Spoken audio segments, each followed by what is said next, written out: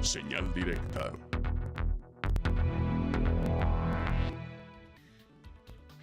Y saludamos con mucho gusto en la línea telefónica al doctor Antonio Gómez Reina, como cada jueves, colaborador de este espacio de Señal Informativa. Doctor, adelante, muy buenos días. Muy buenos días, Edgar. Bueno, pues hoy recordamos a Tomás Muriel. Nació el 7 de febrero de 1478 en Londres y muere el 6 de julio de 1535 en Londres, Inglaterra. En el año 1481, Tomás Moro ingresa a la escuela St. Anthony's School para estudiar la primaria, que tenía fama de ser una escuela excelente en gramática y ser la única gratuita en Londres en aquel tiempo. Para 1486, Tomás Moro lo ingresan al Palacio de Lambeth, donde sirvió de paje al cardenal John Morton, que era el Lord Canciller de Inglaterra y arzobispo de Canterbury. El cardenal Morton era ferviente defensor del Nuevo Testamento, o sea, un nuevo humanismo renacentista, que era el movimiento intelectual, filosófico y cultural europeo que estaba ligado al Renacimiento, que se desarrolló en el siglo XV en Italia, específicamente en Florencia, Roma y Venecia. Y con precursores como Dante Alighieri, Francesco Petrarca, Giovanni Boccaccio.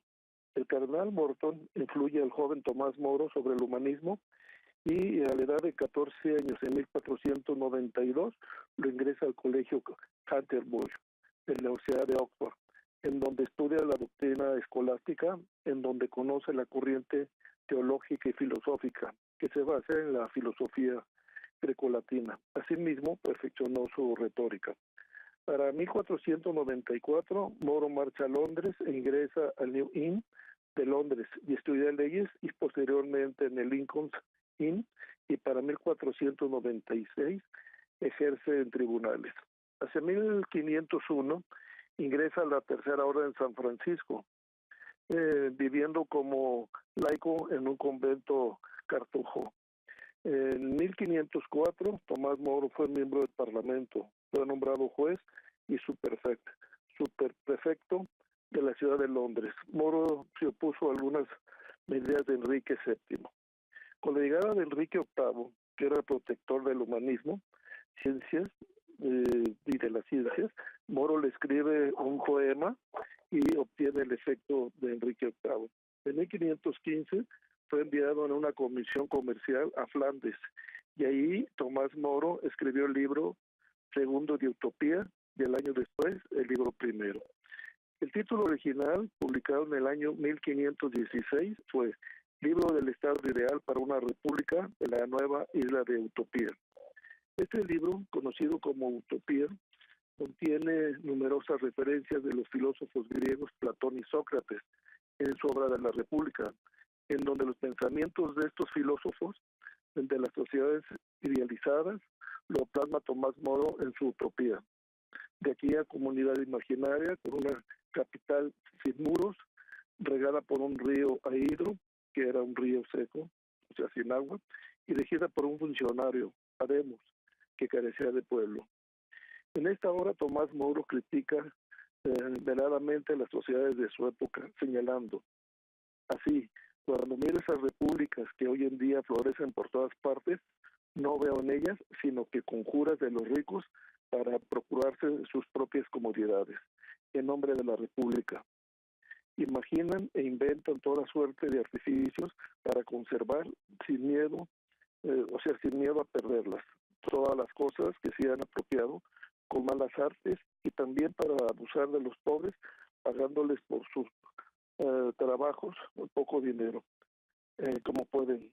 Y cuando los ricos han decretado que tales invenciones se lleva en beneficio de la comunidad, es decir, también para los pobres, enseguida se convierten en leyes.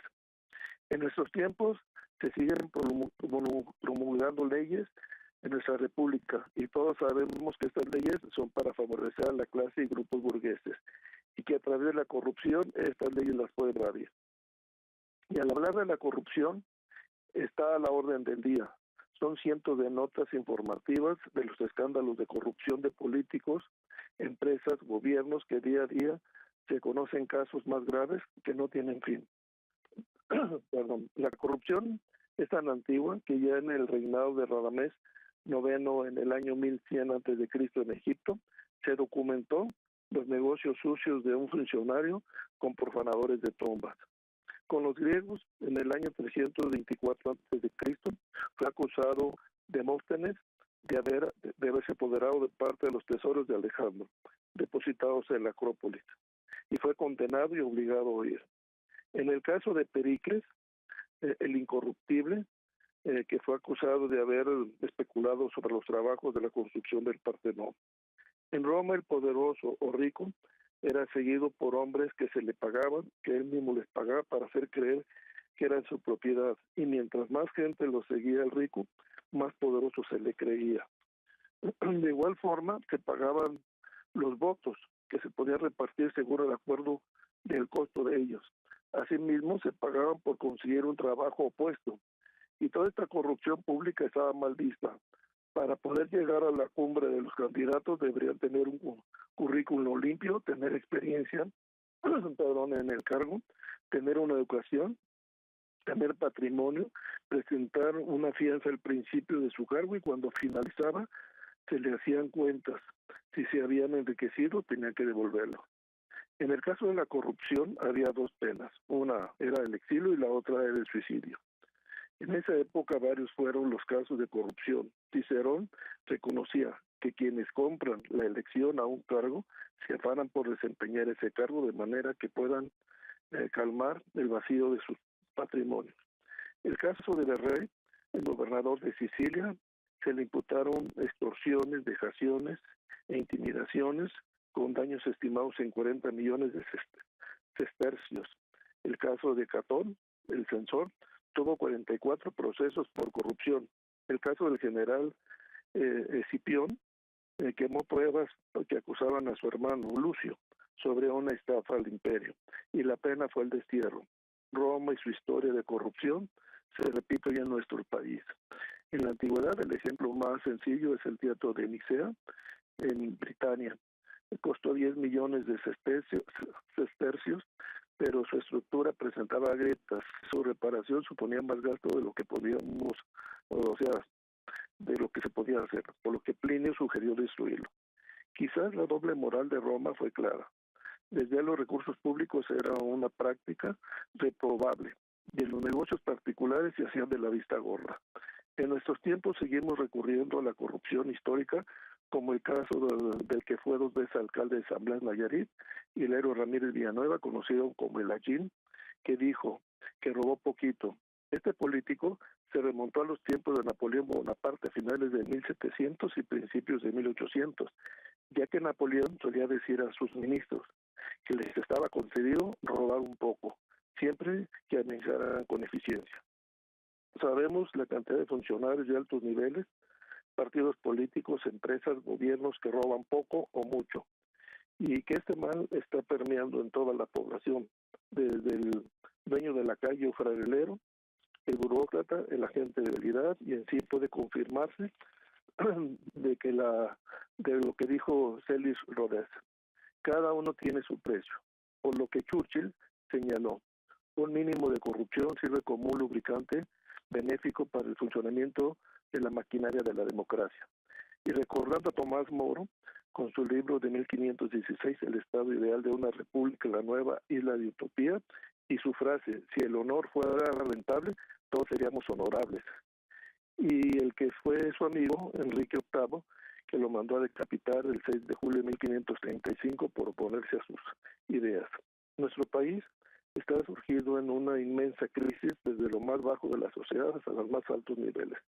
Los 3 poderes de la Unión, hoy es difícil confiar en ellos, ya que los poderes legislativo, judicial y ejecutivo están en el centro del tornado llamado corrupción, que destruye todos los tejidos sociales. México es el líder en América Latina en corrupción. Podemos señalar por horas todos los casos de corrupción de nuestro país y los podemos clasificar como los romanos, los contrastados o iniciativa privada. Pero hoy tenemos mixtos y le podemos decir algunas palabras que nos llevarán a un mundo de corrupción. Pemex, Comisión Federal de Electricidad, Odebrecht, fiscal, el gobernador, fugados e iniciados, Secretaría de Salud, Secretaría de Educación, sindicatos, vialidad, obras públicas, PAE, Poder Judicial del Estado, entre otros más. Pregunto, ¿estamos ante una corrupción sin retorno? Y hasta aquí el comentario esta semana. Gracias. Muy bien, muchísimas gracias, doctor. Gusto en saludarlos. Un fuerte abrazo, es el doctor Antonio Gómez Reina. Hacemos una pausa, regresamos con más.